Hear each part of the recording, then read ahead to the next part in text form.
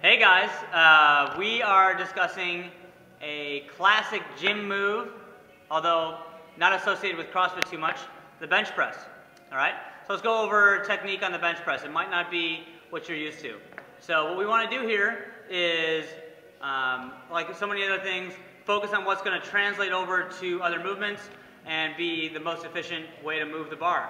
So this is a press, so like our normal press, when we press overhead, right, those elbows are in, so we're going to be in that same position, except we're just going to be pressing out, okay? That also relates to our push-ups, to our handstand push-ups, and all of our basic presses. So, let's start with body position.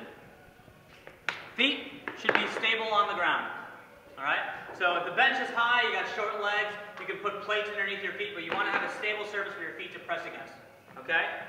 From there, as we sit back on the bench, we're going to try to maintain that classic lumbar arch. So you should be able to drive your hand underneath your low back here. That lumbar should maintain. We don't want to see it hyper extending the back. All right, we want to keep the feet planted, butt planted. We're going to make the body as rigid as possible.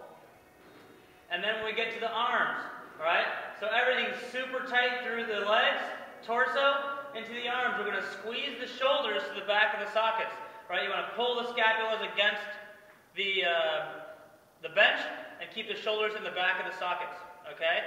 So, after we pull off, it takes a little bit of experience to get your hands in the right position, but we want to take off the rack, get a nice good position, so feet are flat, butt squeezed tight, lumbar arch is there, arms should be straight up and down. Now when you lower the bar, take a look at a spot on the ceiling. Don't watch the bar, it'll have a tendency to make the bar go forward, but rather pick a spot on the ceiling, stare at that the entire time, okay?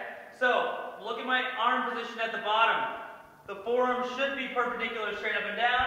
Elbows are tight in, all right? And then press back out. The bar should touch the chest at the bottom.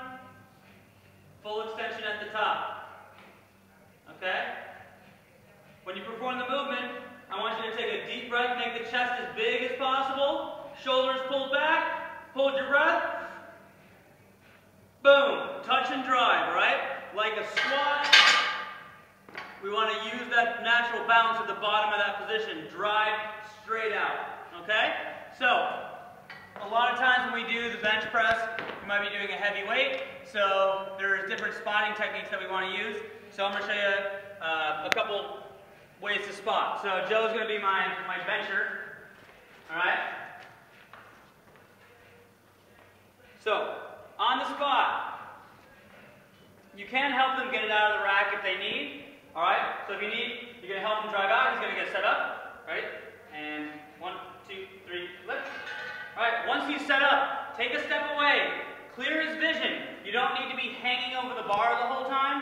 If he can't do the rep, do one good rep, right? If he goes to do another rep and he can't make it, your goal is to wait until he can't make it and then come in and help him extend all the way up, okay? You want him to lock out his arms first before bringing the bar back. What you want to avoid as a lifter, as well as a spotter is, if it gets stuck halfway, is before he extends, trying to guide it back in from there. You want to extend to the top strongly and then help it right back into the rack from there, okay? Also, the second the lifter fails the lift, you're not going to help him do another one. There's no like helping through multiple reps, you know, like in high school.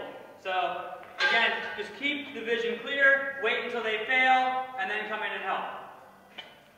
Good. All right. That's about it for the bench press.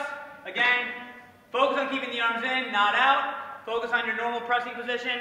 Body nice and rigid. Have fun with it. Have a good spotter. Thanks.